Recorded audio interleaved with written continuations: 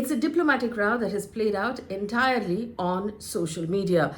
Now, this is what happened on the 4th of January. The Prime Minister of India put out these photographs of himself snorkeling in Lakshadweep and walking on the white, sandy, pristine beaches. He put it out with the statement that says, "For those who wish to embrace the adventurer in them, Lakshadweep has to be on your list." It turns out the Prime Minister is also a very strong influencer of opinion, because immediately after he put out these tweets, Google searches for Lakshadweep as a destination for holidays started to skyrocket.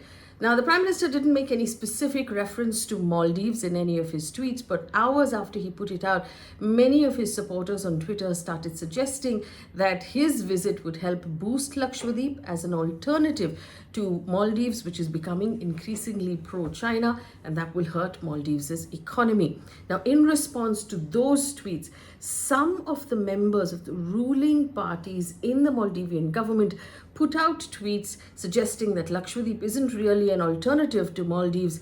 Now, the problem with these tweets is that they were racist and disrespectful, and that is where the real issue started. Let me give you an example of some of these tweets that came out. Maldives Minister Abdullah Mazoom Majid, when he was minister, made this comment saying, "I wish success to Indian tourism, but targeting Maldives so explicitly isn't diplomatic." He said India faces significant challenges in competing with beach tourism, considering that our resort infrastructure exceeds their total islands. He also said, "This is your culture," referring to an old, very disrespectful racist tweet talking about open defecation in India. The Deputy Minister of Youth and Empowerment in Maldives referred to our Prime Minister, and I'm quoting, as a clown and a puppet in tweets that she has since deleted from Twitter. Also, apart from that, other Maldivian officials, including one MP, Zahid Ramiz, mocked the visit to the Lakshadweep, and he said, "The move is great, however, the idea of competing with us is delusional. The permanent smell in the rooms will be the biggest downfall for India." Now, this started an entire movement on social media and garnered a lot of reactions, especially from celebrities in India, who started putting out tweets asking people to consider traveling within India, asking people to consider hashtag explore Indian islands. Akshay Kumar, Sachin Tendulkar, Shraddha Kapoor, Tiger Shroff, several influential people talking about traveling within India instead of going overseas. Then there was a big corporate reaction. Ease My Trip actually put out a statement saying, "In solidarity with the nation, Ease My Trip has suspended all Maldivian flight bookings," the CEO and co-founder said on Twitter. He also said that they're focusing on promoting domestic destinations like Lakshadweep, and they have launched 5 new packages to promote Lakshadweep as well. Now, let me break this down for you. Remember, the Maldivian economy is heavily dependent on tourism. It's a major source of its income, of foreign exchange earnings, and government revenue. Now, look at these numbers, and these are the important numbers. Maldivian Tourism Ministry themselves have said that in November last year alone, 1.6 lakh arrivals were recorded from India, which accounted to 20% of the total tourists that arrived in their country. Between January and November 2023, Indians were a little over 10% of the total tourists that arrived in that country.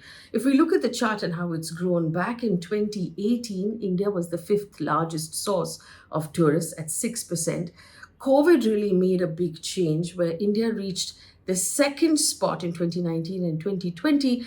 India was the largest source with 63,000 Indians visiting Maldives.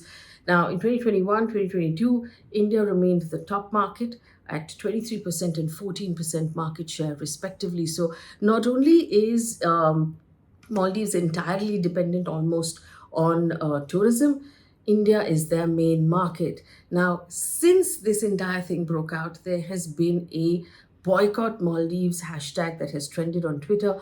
Indians who have already made bookings for Maldives have been cancelling their bookings and sharing pictures of cancelled bookings and hotel reservations on their Twitter.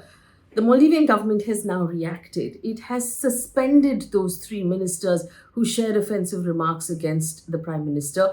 So Malsha Sharif, Mariam Shrai, and Abdul Mazoom Majid all worked for the Ministry of Youth Empowerment. They have all been disciplined for their comments against Narendra Modi on social media, a senior government official has told Reuters on Sunday. The Maldivian government has also put out a statement rejecting the derogatory remarks and said they do not represent the views of the Maldivian government as of now. Now, here's the reason why India Maldives relationship is important, right? It is really about the geographical location. Now, this has been brewing since the last election. There was a recent election in Maldives when President Mohammed Mizu came to power. Now, Mizu was seen as leaning towards China, and he replaced Ibrahim Soli, who was pro India. Now, during his election campaign, Mizu's slogan was actually India out.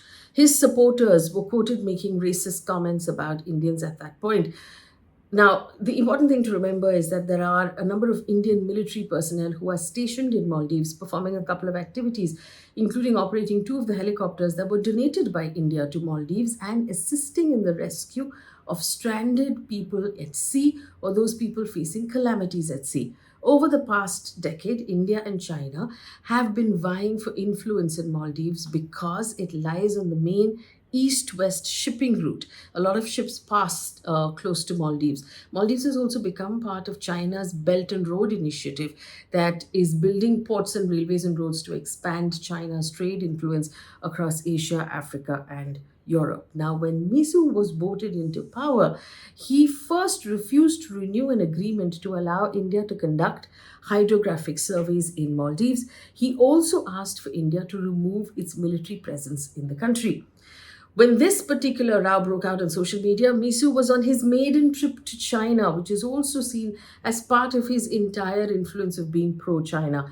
Now, experts argue that while the Prime Minister's visit to Lakshadweep was perhaps a flex or a clout, um, showing India's increasing power in the neighborhood, neither country is really going to want this matter to escalate any or further or deteriorate any further. Maldives knows that India is the immediate neighbor, not China. Also, the Maldivian economy, like I illustrated to you, depends on India, and any sort of boycott from the Indian audience or the Indian market would be very detrimental to their economy. India, on the other hand, is setting up infrastructure projects in Maldives. This is a relationship that dates back many decades, and it has been it's had very friendly relations with India for several decades. So India is going to want to maintain those relations as much as possible. Remember, the Indian High Commission or the Ministry of External Affairs has not made any formal statement about Maldives so far. The Maldivian government statement doesn't mention India specifically, and this suggests that both countries want to limit the damage from this row. So they've sent messages to each other, but they don't want it to get any further because it is really about maintaining power in that neighborhood. But what this illustrates to us is really important. India's growing confidence at the global scale and India's growing influence in politics in this neighborhood.